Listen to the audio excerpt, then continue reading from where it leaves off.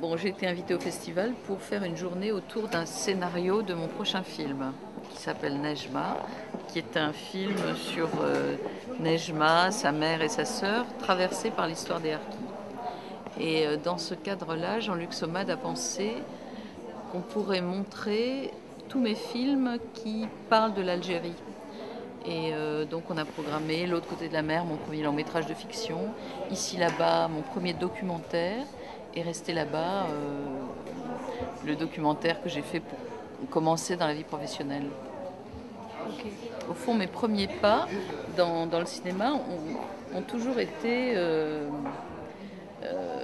noués avec l'Algérie. Je pense que c'est pas un hasard. Il me semble maintenant que je commence à comprendre en fait comment tout ça s'est organisé, que le fait d'avoir été enfant en Algérie et d'avoir été projeté en France dans un exil, en fait, un exil, il n'a pas de fin. En fait, on est constitué de l'exil. Ça m'a comme jeté dans un vide dont le cinéma m'a aidé à sortir, c'est peut-être un grand mot, mais à m'accommoder.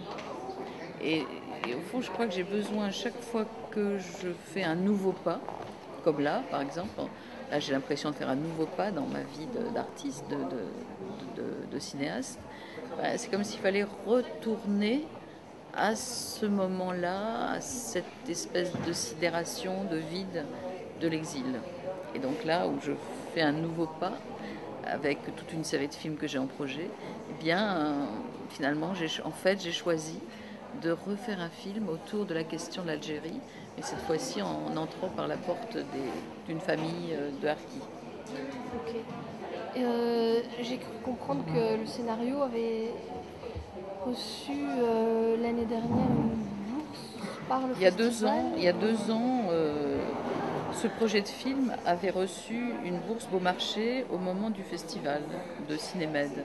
Donc c'était logique aussi de revenir avec le scénario presque fini et de le donner à entendre à des spectateurs. Et pour moi c'était très intéressant parce que ce scénario, donc on a beaucoup travaillé dessus pendant 3 ans. Et là, je sens qu'il y a des choses qui sont justes et puis d'autres moins justes. Et donc le donner à lire, donc je l'ai fait lire par 2 comédiennes devant le public. Et on a critiqué en fait le scénario. J'ai engagé les gens qui étaient dans la salle à me faire part de leurs impressions, de leurs sensations pendant l'écoute du scénario. Comme si, en fond, ils avaient assisté à un film virtuel et qui me donnaient à entendre leurs sentiments, leurs impressions. Et moi-même, d'ailleurs, en écoutant le scénario avec eux, en public, un peu plus loin que d'habitude, où je suis dedans, je crois que ça m'a donné l'occasion de, de sentir comment j'étais proche de certaines choses, loin d'autres, d'en sentir le mouvement général. Enfin, c'était très, Pour très le intéressant. rythme, Ouais, enfin ouais. la lecture à voix haute. Très, très intéressant, oui, d'avoir cette occasion, de créer cette occasion grâce au festival, en fait. Vous parlez de Jean-Luc Jean-Luc Somade, donc, a organisé la journée du scénario. Il est responsable d'une association qui s'appelle l'Atelier du scénario et il est venu me voir en me proposant de travailler sur un de mes scénarios. Et à ce moment-là, j'ai pensé qu'au lieu de lire un scénario ancien, comme il me le proposait, on pourrait lire un scénario en chantier. Et il a saisi cette occasion, cette idée, et il a eu la, bon, je sais pas,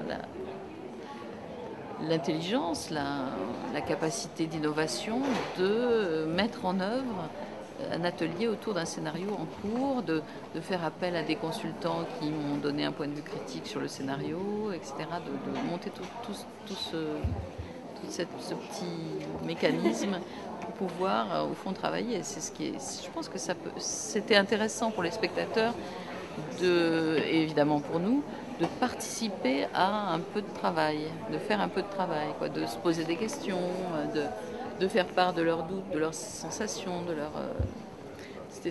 ça m'a beaucoup remué, ça m'a beaucoup intéressé. Ouais. Et alors il en est où ce projet de film il va être tourné dans les mois à venir ou on en est loin? J'espère, oui, je pense, dans un an peut-être. Enfin, en tout Ouais. cas, c'est ce que Il y a une production. Oui, oui, oui, oui. Le casting a déjà été fait. On a travaillé sur le casting plusieurs fois, mais là, comme le scénario a changé, je pense que ça change un peu les choses. Enfin, il y a eu des couches successives de travail. Ouais. Et vous parliez de plusieurs projets en chantier. Donc, Oui, je ne vais pas vous ouvrir tout mon atelier. non. Mais donc vous êtes capable de vous Ben, investir dans différents projets en même temps. Ça s'est trouvé comme ça, là, ces 4 dernières années. Il y a beaucoup de choses qui se sont croisées, il y a beaucoup de désirs de films sur lesquels j'ai travaillé. Ouais. Et j'ai vu, oui, alors je sais pas si le site Allociné fait bien son boulot ou pas, mais ils ont mis dans la filmographie un dernier film qui est daté de 2007, mais qui n'est pas apparemment sorti. Je sais pas. Le dernier film qui est sorti. C'est pas vraiment un film en fait. Je savais pas que c'était dans ma filmographie. C'est terrible Internet. Ouais. En fait, l'année dernière, en été, j'ai donné un stage de comédien.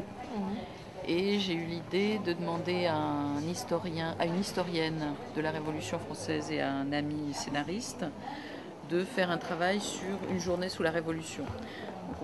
Donc c'est ce film-là qui est cité dans Allociné certainement. Donc c'est un travail de stage. C'est pas un film que je destinais à sortir, mais on l'a quand même abouti, quoi. C'est un travail de stage qui a une durée. C'est une expérience en fait. Un stage avec des comédiens. Oui, un stage avec des comédiens. Que coach, quoi. Oui, enfin coach non. Comment on appelle ça ? J'ai mis en scène ce film avec eux. J'ai mis en scène cette expérience. C'était une sorte d'atelier. Et c'était vraiment... moi j'ai appris beaucoup de choses et j'espère eux quelques-unes. On a travaillé ensemble, quoi.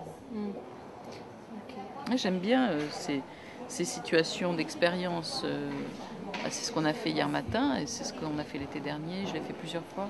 C'est des situations où on n'est pas dans la réalisation d'un film, hein, mais on est dans un laboratoire en fait. Et on a l'occasion d'essayer certaines choses, de faire des tentatives, de faire des brouillons, de partager du travail avec d'autres. Enfin, mais on n'est pas dans une optique de production, on est plutôt dans une optique d'expérimentation.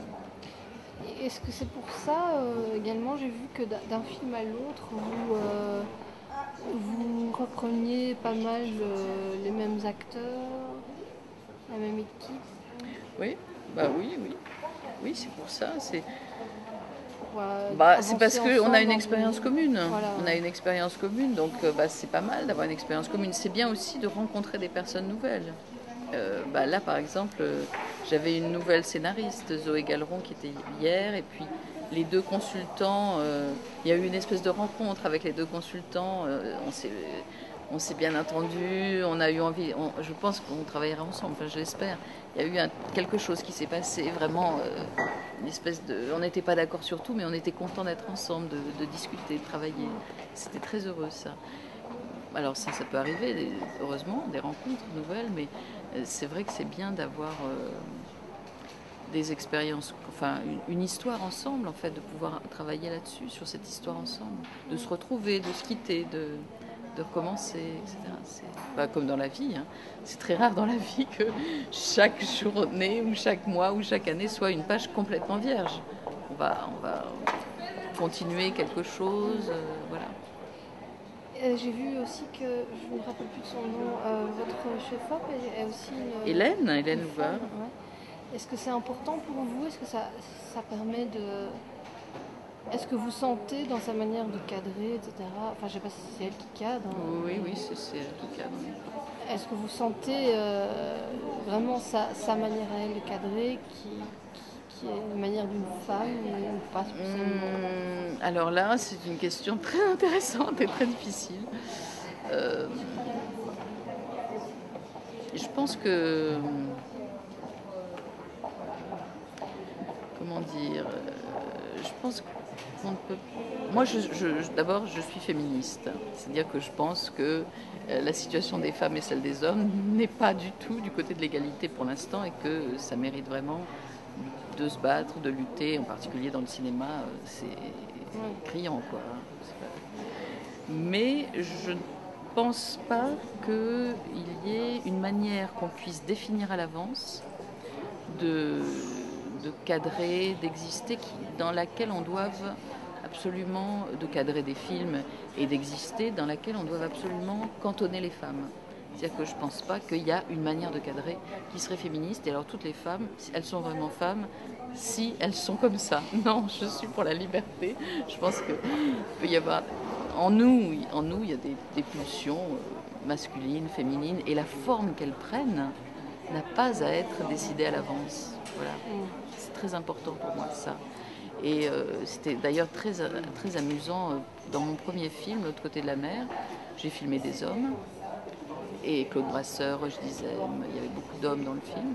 Il y avait aussi des femmes, mais j'ai filmé donc des hommes. Et les spectateurs m'ont dit, oh là là, c'est incroyable, votre film, c'est un film d'homme. Vous cadrez comme un homme. Bon, d'accord. Enfin, j'étais toujours une femme. Et puis après, je fais un autre film qui s'appelle Le lait de la tendresse humaine, Ouais. et qui est une histoire sur le baby blues, où j'ai filmé des femmes, mais aussi des hommes. Et alors là, les spectateurs, oh là là, on voit bien que c'est un film de femmes. C'est-à-dire que, surtout, c'était un film d'être humain, quoi. Voilà, dans les deux cas. Le sujet dans les deux cas, oui. Et puis mon mouvement personnel. Le point de vue, en fait. Oui, le point de vue.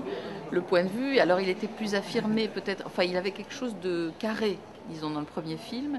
Et il avait quelque chose de plus fluide dans le deuxième film. Mais alors on peut appeler ça masculin ou féminin, c'était lié à ce que j'étais à ce moment-là.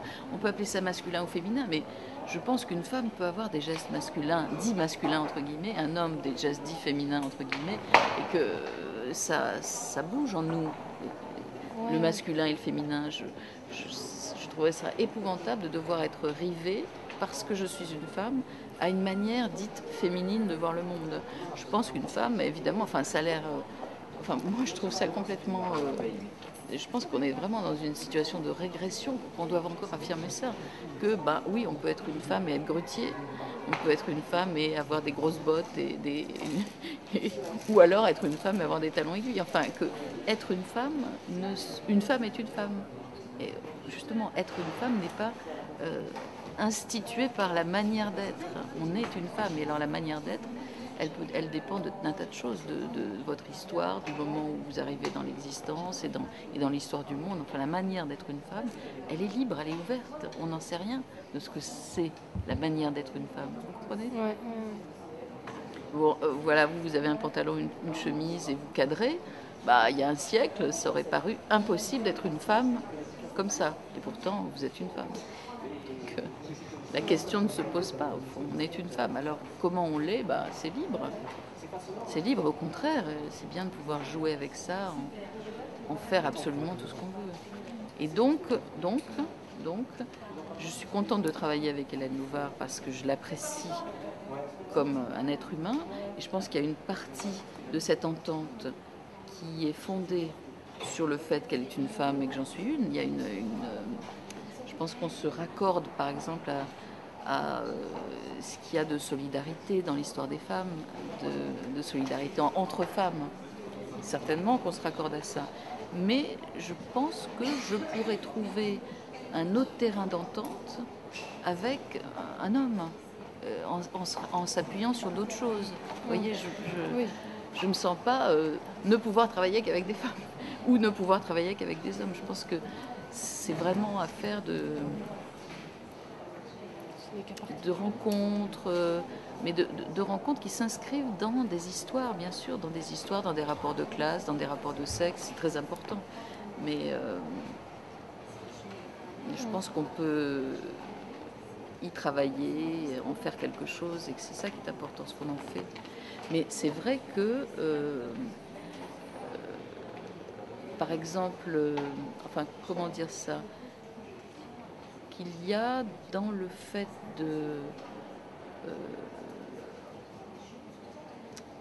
faire exister une solidarité féminine, une pensée féministe, quelque chose de très important pour moi, parce que c'est ce qui m'a permis de me sentir autorisée à exister comme cinéaste, comme artiste. Je pense que pour les hommes aussi, c'est une aliénation d'être rivé à une manière formaté d'être un homme.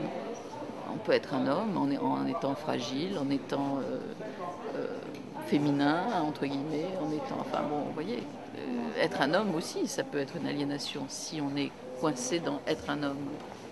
Donc être costaud, ne pas exprimer ses sentiments, être toujours du côté du dominant, etc.